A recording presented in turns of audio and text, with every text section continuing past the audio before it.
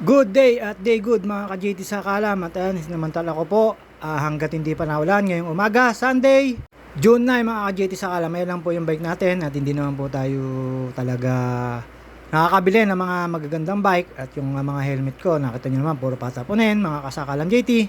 At ayan po, naisipan namin na mag-ride ni Pisangino papuntang Aguila Base. At ayan, syempre, Mount Maclean. Ayan, magpapakita po ulit ang JT sa kalam. Ayan po yung harapan ng bahay na tinutuluyan ko. At ayan po, shoutout sa iyo. Sa Mendoza. Ayun, masipag na bata yan. Ayan, palabas na ako. Tapos na po yung pesta sa amin, mga kasakalam JT. Pero yung banderitas ay nandyan pa. Ayan, shoutout sa mga nagmamarites sa tindahan ni Ate Baby at ni Ate Sana. Shoutout sa inyo, mga nakain dyan. At ayan, syempre makikita nyo po na malinis na dyan yung ilog, pinaglalabahan at yung mga banderitas. At ayan po, dumaan po ako sa ilog na yan. Lagi pong matao dyan, umaga gabi. Ayan, malinis po sa umaga, lalo sa gabi, mga kasakalang JT. At ayun po, nakita ko po dyan si Boss Miguel. Boss Miguel, shoutout sa iyo. At ayun, dire-diretso na po ako dyan. Hindi lang po inaalis yung mga banderitas na yan. Pero tapos na po ang piyesta ng Sakalang Pansol, Tubigang Pansol, mga kasakalang JT. At ayun, shoutout Edwin, Inolba, at Julio Cardosa.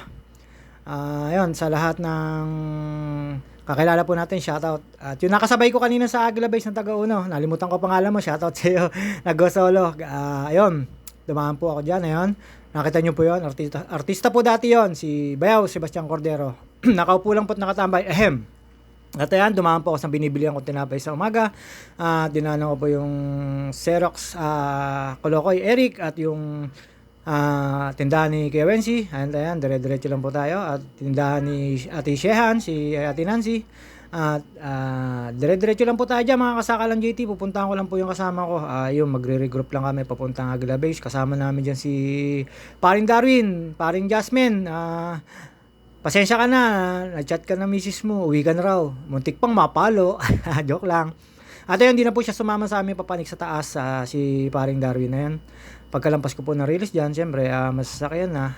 Yan po yung talipapa sa amin, mga kasakalam JT. Tapos yung nasa kanan po dyan, ay tindahan ng kapatid ko. At ayun, nakapagsama na kami ni Pinsan Chino. Nag-aahon na ho kami yan, mga kasakalam JT sa Picard po. At ayun, siyempre, pidal-pidal lang mga kasakalam GT. Pero ayan, konti na lang po ulit diet.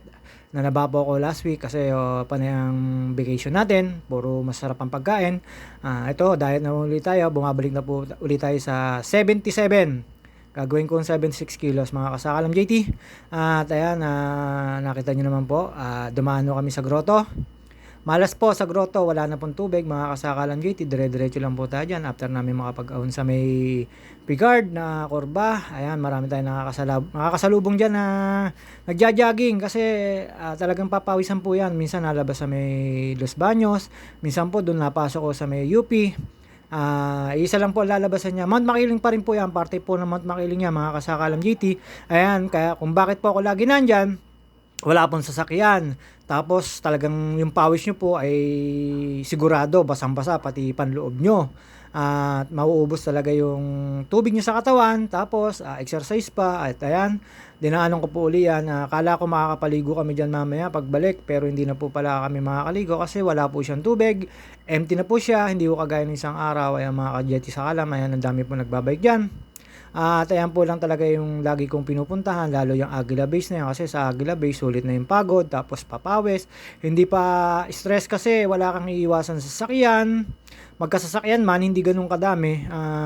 Tapos dire-diretso ka lang dyan, mga kasakalam JT, ang pasok po niya. Ayan, si Tatay, shoutout Tay. Ayan, lagi ko nakikitang sa umaga yan. Ayan po 67 to 70 years old na, pero ang lakas niya po. Pero pag nababa po siya dyan, nag-ano na lang po siya, naglalakad, hindi na po siya nasakay sa bike. At sinabi niya sa akin ni Tatay na dati raw siya na aksidente sa bike, pero ngayon nagpapatuloy pa rin siya. Shoutout sa iyo Tay, at yun, ingat ka lagi. Ayan, tapos noon nakita ko po dyan na meron nung nag-ano dyan, may dalang aso, nagpapagala at nagpapapawis na babae. Tinanong ko, ate, anong name? Akala niya yung name ng aso. Sabi ko, hindi ate, ikaw. Tawa si ate dyan. Ayan. Tumambay na po siya dyan. Ayun, dumiretso na po siya doon. Nandiyan magulang niya. At may nakita ko mga bike dyan sa buong UP. Ngayon, dyan sa may forestry. Ayun, nakita niyo po yung bike na yun. Hindi ko alam po kung pinarerentahan or sa mga estudyante yon. Pero alam ko, pwede nyo pong gamitin yon. Hindi ko lang po alam po ano pong mga requirements na kasi nakalock, mga kasakalam JT. At ayun, habang papanik ako dyan, ang dami ko na po nakakasabay na mga walking dyan na pupunta po ng Aguila Base, kagaya ko. Minsan na diretso sila sa Picto, minsan sa Mud Spring or kaya sa Flat Rocks. Kasi pag panik mo dyan, ang una mong papanikan ay Flat Rocks. Yun ang una mong may paliguan. At ayan, magpapakit po ang JT Sakala. 1-to-1 lang po tayo para hindi nakakapagod, mga kasakalam JT. Nauna nga pala ako dyan kay paring Darwin at kay Pisanchino. At ayan, nandito na po ako sa may gate. Inantay ko na lang po sila dyan. Nung nandyan na sa gate, nag-chat yung misis ni paring Darwin. Naintindihan ko naman, syempre, family first bago ride. Ayan. Pinikot-ikot ko lang yung camera dyan. Syempre, feeling drone. Ayan, nahilo po ako dyan. Binaba ko na. Nakikita nyo po yung mga nakared na yan. Yan po yung mga habal-habal dyan. May mga, sila, may mga jersey. Sila po yung mga mountaineers na mag-aakay sa inyo. May mga bayad po yan. Hindi ko lang alam kung magkano po. Ayan, may sasakay ka sa motor. Yan po yung mga tourist guide dyan. Papanik sa kung gusto nyo pumunta ng Peak 2 kasi napakataas po nun dun sa APEC, mga kasakalam JT. Habang inaantay nila kung sinong magpapaguide, pero may bayad po yan, depende sa bilang ng tao, mga kasakalam JT. At pwede rin po kayo dyan sumakay papanik sa taas kung ayaw nyo maglakad pataas. Pwede po kayong sumakay dyan. Sabi sa akin 100 daw po hanggang Peak 2 kasi yun lang naman ang dulo. At ayan, magre-registered po tayo. Syempre hindi naman po pwedeng hindi magre-registered. Ayan po, nag-registered na si Pisanchino. At after po mag-registered nyan, inantay lang namin yung mag-asawa. Nakita ko kasi namin na medyo maganda yung kasama nung nakabike na Pulsos.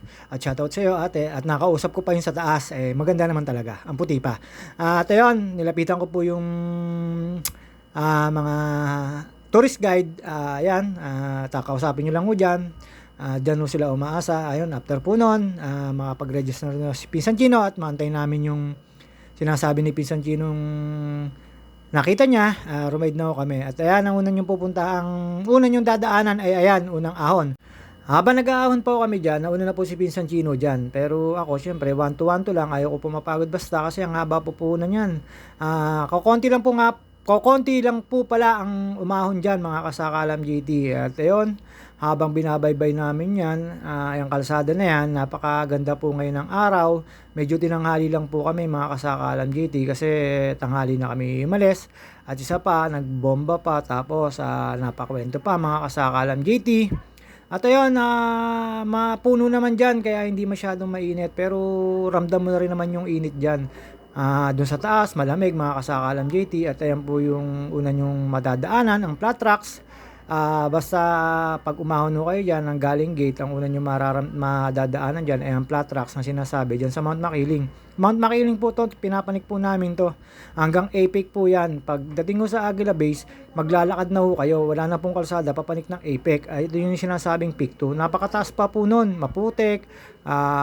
Kung pwede kayong pumunta ron, mag-camping na kayo para hindi masyadong pagod. Sulit kung doon na kayo magpapahinga at marami naman pong doon. At kailangan na rin nyo pong magdala ng maraming tubig, pagkain, kung marami kayo. At ayan po yung sinasabi ko, flat tracks po yan.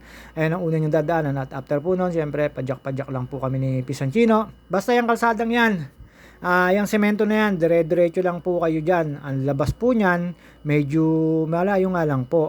Ilang kilometro na tatakbuhin nyo. Ang labas po nyan ay Aguila Base. At ayan, meron po tayong dadaanan dyan isang kainan. Ayan po yung sinasabi ko sa inyo. After po maahon yung unang ahon, didiretso lang po kayo dyan. Ayan yung mga kainan, mga kasakalam JT. Ayan isa pagkakaalam ko sa ni Resty Sasad, yung dating driver ni Sir BDL. Diyan ko po siya nakikita at yung asawa niya, mga kasakalam JT.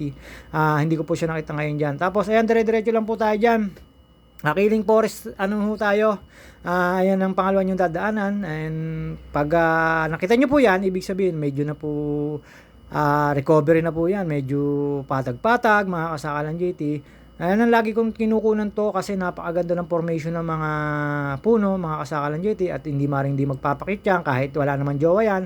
Sana all mga kasakalan GT. At ayan, talaga po lagi ako nagbibideo dito sa parte na 'to bago dumating na ang peak 2 kasi napakaganda po ng formation niya 'no, para ka nasa ibang bansa, para ka nasa ano bang lugar na mayroong ganyan mga kasakalan GT. At ayan, dinaanan po namin yung mga naglalakad, naunahan pa ho namin. At yung kalsada na yan, baybayin nyo lang po yan, dire-diretso lang po yan, hindi po ay maliligaw, mga kasakalam JT. At habang naghahanap po ako dyan ng magiging forever ko, walay pa rin mga kasakalam JT. At sa mga rider na kagaya ko na gustong pumanik dito, ay magbabayad lang po kayo at magre-register dun sa may gate mga kasakalam JT. 25 pesos lang ang pagkakaalam ko, dati kailangan mo pa mag-online booking, pero ngayon open na. Hindi na ho ganun kahirap. Pero dun sa magtuturist gate ka at papanik ka ng peak 2, need mo pa ata nagpa-book kasi i-guide ka ng mga nakapula kanina na nakita nyo na nasa motor mga kasakalam JT. At after po nyan, maahon po namin yan, padadaanan nyo na po dyan yung Mud Spring. Ayan po yung sinasabi ko sa inyo, Mud Spring, may nagpapahinga po dyan, ayan, sa kanan na yan, ayan yung may sign na yan, ayan, ayan may kulay brown na puti na yan, ayan yung papunta Mud Spring. Tapos ayan sina kuya, papantin niya doon sa may Aguila Base. At after po nun, nakapanik na po namin at ito na po kami. Ayan, may paradano ng bike. Kami lang po pa ang nakakapanik ni Pinsan Chino. Dalawa. Ni Pinsan Chino nakakapanik dito. At ayan, maputik po. Buti nag-sandals po ako mga kasakalam JT. Akala ko maliligo kami doon kanina sa grotto sa baba. Wala naman pong tubig. At ayan, pagdating po dyan, kakain lang po kami. Ayan, Aguila Base na po yan. Tapos meron nung, ayan, papanik po yan. Ayun. May nakasabay na ho kami nagwo-walking dyan. Kumain ho kami mga kasakalam JT. Basta pagdating nyo po dyan sa taas, pwede ho kayo magpaluto, pwede ho kayong magbuko. Mura lang po yung bilihin dyan. May mami, pwede ho kayong kumain ng turon, lumpiang prito na gulay. At marami pong aso dyan pero hindi naman ho nangangagat yan. Ano lang po yan, nag-aantay lang ho ng pagkain. Siyempre kumuha na ako ng turon, yung favorite ko dyan kasi yan lang naman ang pwede kong kainin dyan. At tapos umorder po ako ng buko mga kasakalam JT. At ayan po yung tatambayan po namin. Medyo malaki na po yung habong niya. At tambayan po talaga yan.